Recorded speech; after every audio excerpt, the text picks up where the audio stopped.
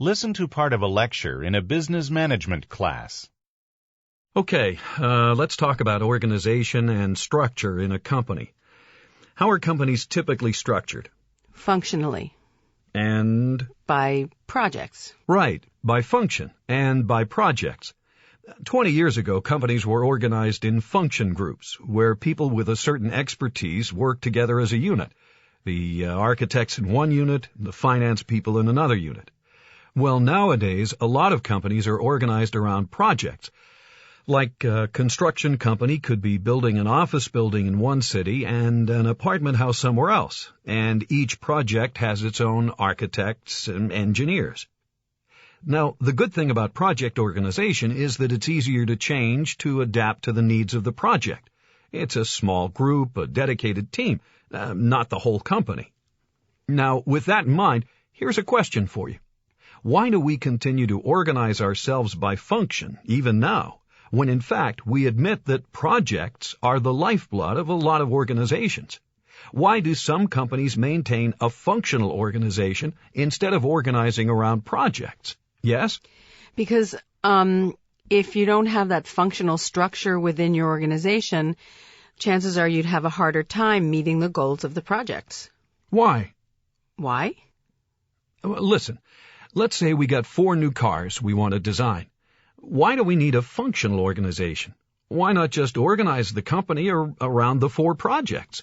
These people make car number 1. These other people make car number 2. Yeah, but who's going to be responsible for what? You know, the way you tell who's... Well, we'll appoint a manager. New car number 1 manager. Car number 2 manager. They're completely responsible. Why should we have a single engineering department that has all 4 cars passing through it? When you design a car, you need the expertise of all the engineers in the company. Each engineer needs to be in touch with the entire engineering department. Yeah, but I keep asking, why? I want to know why. Yes. Well, to eliminate redundancy is probably one of the biggest factors in an organization, so that there's standards for uniformity and efficiency in the organization.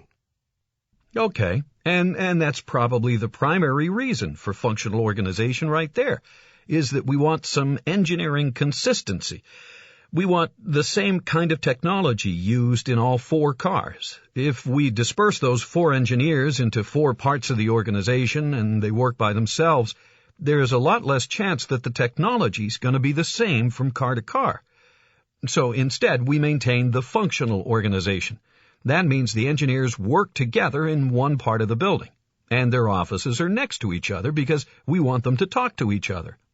When an engineer works on a project, they bring the expertise of their whole functional group with them. But there's a downside of that, though, isn't there? I mean, organizing a company into functional groups is not all positive. Where's the allegiance of those engineers? It's to their coordinator, right? It's to that chief engineer. But we really want our one engineer, the engineer that's working on car number 1, we want that person's loyalty to be to that project as well as to the head of the engineering group. We really want both, don't we?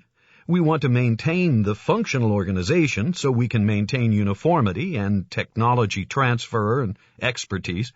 We want the cutting-edge expertise in every group. But at the same time, we also want the engineer to be totally dedicated to the needs of the project. Ideally, we have a hybrid, a combination of both functional and project organization. But there's a problem with this kind of hybrid structure.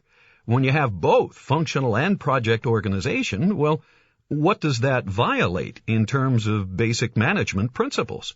Unity of command. Unity of command. That's exactly right. So this is a vicious violation of unity of command, isn't it? It says that this engineer working on a project seems to have 2 bosses. We got the engineering boss and we got the project manager boss. But the project manager is responsible for the project and is not the official manager of the engineer who works on the project. And we try to maintain peace in the organizations, and sometimes it's disrupted and we have conflicts, don't we? The project manager for car 1 wants a car part to fit in a particular way for a specific situation, a specialized case. Well, the engineering director says, no, we got to have standardization. We got to have all the cars done this way. We can't make a special mold for that particular part for that particular car. We're not going to do that. So we got a conflict.